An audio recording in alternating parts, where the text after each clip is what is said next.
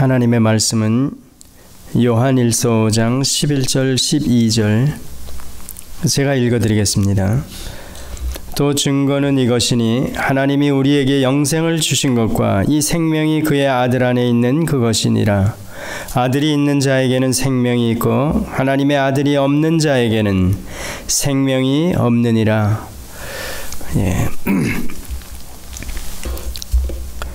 지난 시간에 저희들은 예수께서 물과 피로 임하신 자라 이런 설명을 드렸습니다. 물로만이 아니라 물과 피로 임하셨다 이런 말씀을 드렸죠. 즉 하나님께서 본래 하늘에 계신 분인데 그분이 낮고 천한 이 땅에 유한세계에 내려오셨다. 그리고 그분이 바로 하늘로부터 오신 물로만 임하신 분이 아니여 또 피로도 임하셨다 이렇게 설명을 드렸습니다. 물과 피로 임하셨다 이런 얘기가 조금은 이해하기가 어렵죠. 물은 세례를 가리키고 예수님께서 요단강에서 세례를 받으신 거 보고 물로 임하신 자라 그러시는가? 또 그 다음에 골고다에서 죽으시면서 피를 흘렸기 때문에 그분이 바로 피로 임하신 거구나 이렇게 설명합니다. 그게 틀린 얘기가 아니죠. 물과 피로 임하셨다. 지난번에 말씀드린 대로 영지주의에서는 하늘에 계신 분이 어떻게 이 땅에 인간으로 오실 수 있느냐, 즉 하나님이 인간이 될 수 없다 이런 주장을 하고 있습니다. 예수님께서 물과 피로 임하시고 즉 육신의 몸을 입고 이 땅에 오셨는데도 그들의 입장에서는 하늘에 계시는 분이 땅에 내려올 수 없다 그 얘기를 하는 겁니다. 영지주의에서는. 현대 자유주의에서는 그저 요셉과 마리아가 정혼한 사이에서 태어난 인간일 뿐인데 그가 어떻게 하나님이라는 거냐, 하나님이 될 수가 없다. 즉 이 두 입장이 지금 교회 안에 또 교회 안에 많은 가르침으로 저희들에게 이렇게 전해지고 있습니다. 또 이런 입장을 따르는 사람들이 실제로 많이 있는 거죠. 하나님이 될 수가 없다. 즉 하나님이 이 땅에 오실 수가 없다는 얘기하고 또 될 수가 없다는 얘기. 사실은 우리는 그 하나님이 분명히 이 땅에 물로 임하실 수가 있고 사람이 될 수가 있고 또 사람으로 오신 그분이 바로 그리스도이시다. 예수 그리스도이시다. 예수가 그리스도이시다. 이렇게 주장하는 겁니다. 그래서 그리스도의 양성을 말씀드리면서 완전한 하나님이며 완전한 인간 그렇게 오셔야만이 우리 인간의 가장 큰 불행 즉 해결할 수 없는 문제인 죄 문제를 해결하실 수 있다는 겁니다. 인간이 왜 이렇게 불행한가 이랬을 때 성경을 알지 못하는 사람들은 오복을 갖추지 못해서 뭐 가진 게 없어서 내가 조상 탓에 잘못 태어나서 혹은 뭐 여러 가지 후천적인 이유를 또 들면서도 아니면 선천적인 이유를 들면서도 자기의 불행 이런 것들을 말할 수가 있습니다. 근데 성경으로 돌아가서 저희들이 인간이 왜 이렇게 불행한가 돌아보면 죄인이기 때문에 그렇다는 겁니다. 죄가 무엇인가 이랬을 때 하나님을 떠났기 때문에 하나님과 올바른 관계에서 떠났기 때문에 인간은 불행한 거다 이렇게 얘기하는 겁니다.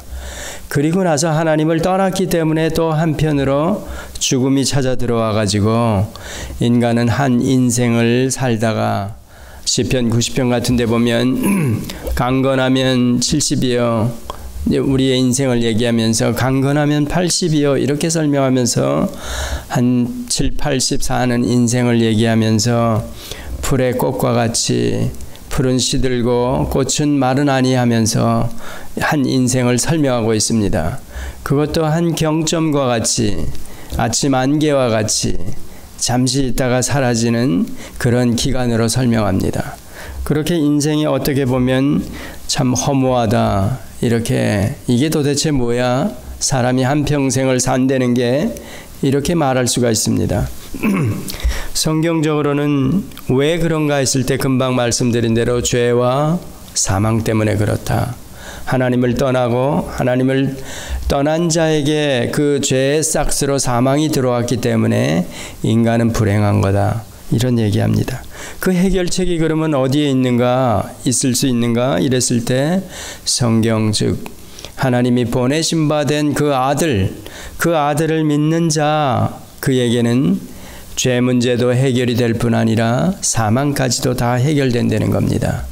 그래서 오늘 본문의 또 증거는 이것이니 하나님이 우리에게 영생을 주신 것과 이 영생이 즉 생명이 그 아들 안에 있는 그것이라 이렇게 설명합니다.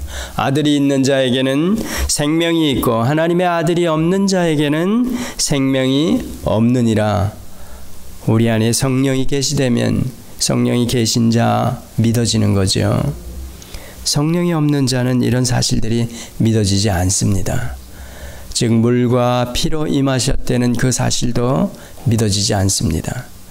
그래서 교회 안에 기독교 울타리 안에 그래서 많은 사람들이 아직도 영지주의적인 입장 즉 계몽주의로 인간의 이성을 한껏 높이면서 이성이라는 잣대를 가지고 생각을 하고 자기들이 이렇게 돌아보니까 하나님이 어떻게 인간으로 이 땅에 오실 수 있는가?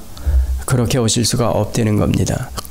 그게 이제 영지주의적인 가르침이 지금까지도 계속해서 교회 안에 들어와 있고 그 다음에는 그 계몽주의로 이성주의에서 얘기하는 사람일 뿐인데 사람이 어떻게 하나님이 될 수가 있어 이런 얘기입니다. 그래서 one of the prophet 그러면서 선지자 중에 하나는 가능하다 이렇게 설명합니다. 선지자 중에 하나. 그래서 지난번에 설명한 대로 마태복음 16장에 예수님께서 베드로에게 사람들이 나를 누구라 하느냐 이랬을 때 선지자 중에 하나라 그러는 겁니다. 여호수아나 또 그 다음에 많은 선지자 엘리야나 이런 사람 중에 하나, 그 사람 중에 하나라고 설명하는 겁니다. 너는 날 누구라 하느냐? 주는 그리스도요. 예수는 그리스도요. 하나님의 아들이시니이다. 이렇게 고백하는 겁니다. 그가 고백했을 때 그 스스로 그가 이성을 가지고 고백했다고 그러지 않죠. 성령이 이를 알게 하셨다. 이렇게 고백합니다. 예수님께서 가르쳐 주는 거죠. 요한복음 6장을 한번 저희가 읽어봅니다. 요한복음 6장 47절로부터 58절까지 제가 한번 읽어드리겠습니다. 요한이 설명하는 그 내용이 더 확실하죠. 요한복음 6장 47절로부터 58절까지입니다. 진실로 진실로 너희에게 이르노니 믿는 자는 영생을 가졌나니 내가 곧 생명의 떡이로라. 너희 조상들은 광야에서 만나를 먹었어도 죽었거니와 이는 하늘로서 내려오는 떡이니 사람으로 하여금 먹고 죽지 아니하게 하는 것이니라. 나는 하늘로서 내려온 산 떡이니 사람이 이 떡을 먹으면 영생하리라. 나의 줄 떡은 곧 세상의 생명을 위한 내 살이로라 하시니라. 이러므로 유대인들이 서로 다투어 가로되 이 사람이 어찌 능히 제 살을 우리에게 주어 먹게 하겠느냐. 예수께서 이르시되 내가 진실로 진실로 너희에게 이르노니 인자의 살을 먹지 아니하고 인자의 피를 마시지 아니하면 너희 속에 생명이 없느니라. 내 살을 먹고 내 피를 마시는 자는 영생을 가졌고 마지막 날에 내가 그를 다시 살리리니 내 살은 참된 양식이요 내 피는 참된 음료로다. 내 살을 먹고 내 피를 마시는 자는 내 안에 거하고 나도 그 안에 거하나니 살아계신 아버지께서 나를 보내심에 내가 아버지로 인하여 사는 것 같이 나를 먹는 그 사람도 나를 인하여 살리라. 이것은 하늘로서 내려온 떡이니 조상들이 먹고도 죽은 그것과 같지 아니하여 이 떡을 먹는 자는 영원히 살리라. 그렇습니다. 즉 예수를 믿는 자, 예수가 그리스도이심을 믿는 자는 영생을 이미 가졌다는 겁니다. 영원한 생명. 본래 하나님께서 아담을 지으셨을 때 무죄한 상태, 에덴에서의 아담이 사실상 죽음을 모르는 그런 상태였습니다.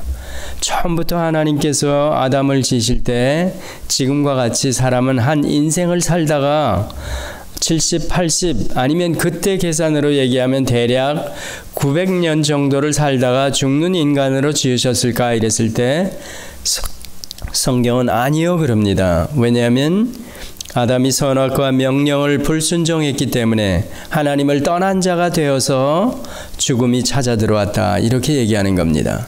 하나님을 떠난 자, 즉 하타르, 혹은 신약으로 얘기하면 하말티아, 하나님과 올바른 관계에서 빗나가 버렸다. 떠나버렸다. 그 떠났기 때문에 죄가 들어왔다. 죄의 싹은 사망이요 하면서 죄가 들어왔다는 겁니다. 그런데도 불구하고 하나님께서는 그 범죄한 아담을 찾아오셔가지고 아담아 내가 어디 있느냐 그러면서 가죽옷을 지어 입히시고 여인의 후손을 약속해 주셨습니다. 그 여인의 후손이 드디어 하늘로부터 이 땅에 오셔서 육신을 입고 성육신하셨다 그러죠. 성령의 잉태 동정녀 탄생을 해서 오시고 공생애를 사시다가 그가 죽으시고 3일 만에 부활하셨다. 우리의 범죄함을 위하여 내어줌이 되고 우리를 의롭다 하시기 위해서 살아나셨다. 하나님은 다시 무죄 상태로 더 이상 죽지 않는 그런 상태로 돌려놓은 것이 아니라 하늘에 속한 자의 신분으로 돌려놔 주셨다는 겁니다. 만약에 죄와 사망 문제만 해결이 됐다면 예수께서 오늘 여기 요한이 얘기로는 그 율법 얘기나 이런 것들을 안 하고 있습니다. 즉 물과 피로 임하셨다. 그런 얘기는 여기서 빠져 있지만 영생을 얘기하고 있기 때문에 이미 요한도 그 의인된 신분이 무엇인지를 다 알고 있는 겁니다. 그러니까 저희들이 이런 내용을 읽을 때는 이미 로마서를 통해 가지고 저희들이 확실하게 알고 났기 때문에 우리가 그 아들 안에 아들이 만약에 있으면 영생이 있고 그 아들이 없는 자에게는 영생이 없느니라 이랬을 때 그 영생이라는 표현 안에 즉 생명 죽지 않는 생명이라는 표현 안에는 하나님과 함께 거하는 그런 의미라는 겁니다. 그러니까 이 내용을 사도 바울이 로마서에서 따로 이렇게 디테일하게 설명을 안 했어도 영생, 생명 이런 것들을 저희들이 들으면서 영원한 하나님과 함께 거하는 그분이 본래 계획하셨던 그 나라에서 영원히 죽지 않고 더 이상 사망이 없는 그런 의미로 저희들이 이해하는 겁니다. 사실은 요한도 그런 의미로 이렇게 기록한 겁니다. 죽으심과 부활하심. 그러니까 요한복음에서도 금방 6장에서도 내 살과 피를 마시지 않으면 먹고 마시지 않으면 그런 얘기하는 겁니다. 그러면 그런 내용이 물과 피로 임하신 것 물로만이 아니요 이렇게 설명하죠. 그러니까 세례나 십자가 외에도 그리스도의 인성과 신성을 설명하고 있구나 이렇게도 저희들이 알 수 있습니다. 만약에 사람으로 임했다 그러면 자유주의에서 얘기하는 그렇지 인간이지 인간 요셉과 정혼한 그 마리아의 몸에서 태어난 인간 예수 그를 하나님이 나중에 능력을 주셔가지고 나중에 그리스도로 만들었지. 그러면 삼위일체 하나님 이런 가르침에서 벌써 벗어나게 되고 요셉과 마리아가 정혼한 사이에서 태어났는데 능력을 주셔서 그리스도가 되게 하셨다. 그래도 그 안에 함정이 있다는 겁니다. 왜? 보통 생육법으로 태어나는 모든 사람들은 아담 이후로 다 죄인이라는 겁니다. 그 유전자가 죄인으로 태어날 수뿐이 없다는 겁니다. 거기에 함정에 걸리는 겁니다. 그래서 성경은 성령의 잉태 동정녀 탄생 이렇게 설명하는 겁니다. 그리고 율법 아래 태어나셨다. 그리고 죽으시고 부활하시면서 성부 하나님으로부터 의롭다 하심을 받아서 우리에게 의를 전가시켜 주셨다. 저희에게 아들이 있으면 영원한 생명을 이미 가진 자다. Yes. 그 영원한 생명을 가진 자로 이 땅을 살아간다. 아무것도 두려울 것이 없죠. 죽음 문제 이미 다 끝났다는 얘기입니다. 더 이상 죽음이 우리를 어떻게 할 수 없습니다. 그렇지만 육신적인 정을 가지고 이 땅에서 부모 관계든지 친구 관계든지 사람 관계 그런 관계를 이루고 살다가 헤어지기 때문에 만약에 그리스도 안에서 서로 믿는 자라면 기뻐해야 할 일입니다. 실제로는 앞서거니 뒤서거니 하면서 우리는 이미 영생을 얻은 자이기 때문에 하나님 나라로 이제 들어가기 때문에 더 이상 슬퍼할 일이 아닙니다. 사실은 그런 마음을 미리 가지고 있어야 되죠. 한국에서 믿지 않는 자들이 그 죽음 문제를 해결하기 위해서 여러분도 아시죠? 체험, 학습 한다 그러면서 관을 갖다 놓고 그 안에 들어가서 뚜껑을 닫아 놓고 잠시 있다가 다시 나오는 겁니다. 이게 죽음이 보통이 아니구나. 내가 살아있는 동안에 죽음 문제를 어떻게 두려워하지 않고 이렇게 좀 담대하게 떳떳하게 받아들이기 위해서 그런 체험, 학습, 실험도 한다 그러는데 그거 가지고 되는 게 아니죠. 성경을 통해서 예수를 믿으면 그 죽음 문제가 깨끗하게 끝나버리는 겁니다. 그리스도께서 물과 피로 임하시고 십자가에서 죽으시고 부활하셨다는 그 사실이 성령이 제 안에 계시기 때문에 믿어진다. 그러면 죽음 문제는 그런 실습을 통해서 담력을 얻고 이럴 필요가 전혀 없는 거죠. 우리 믿는 자들에게는 그게 아무 쓸데없는 일. 성경을 통해서 이렇게 생명이 있느냐, 그 아들이 있느냐 없느냐 문제로 이런 모든 문제가 해결되는 겁니다. 그래서 전도서 같은 데 보면 내가 일의 결국을 다 들었으니 하나님을 경외하며 그 명령을 지킬지어다. 이것이 사람의 본분이라 이렇게 설명합니다. 하나님의 백성들에게, 하나님의 자녀들에게 아들이 있는 자, 만약에 주변에 누가 아들이 없는 자가 아직도 있다면 영원한 생명, 저희들은 아직 이 개념에 대해서 확실하게 잘 모릅니다. 왜? 우리가 발 딛고 사는 이 세상이 유한세계이기 때문에 그 영원한 생명을 하나님이 약속한 것입니다. 물론 영이 계셔서 그게 믿어지고 사실은 믿어집니다. 그러나 성경이 가리키는 것만큼 저희들이 아는 것뿐이지 실제로 그 영생에 들어가진 아직 않았습니다. 육신적으로는. 그래서 이미와 아직으로 설명합니다. Already, but not yet.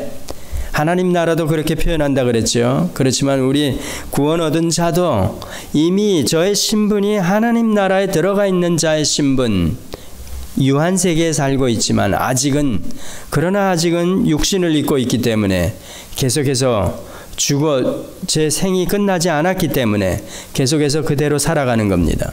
그래서 이미와 아직으로 설명하는 구원 얻은 하나님의 백성들, 그 아들이 있는 자들, 그렇게 설명하는 겁니다. 놀라운 신분이죠.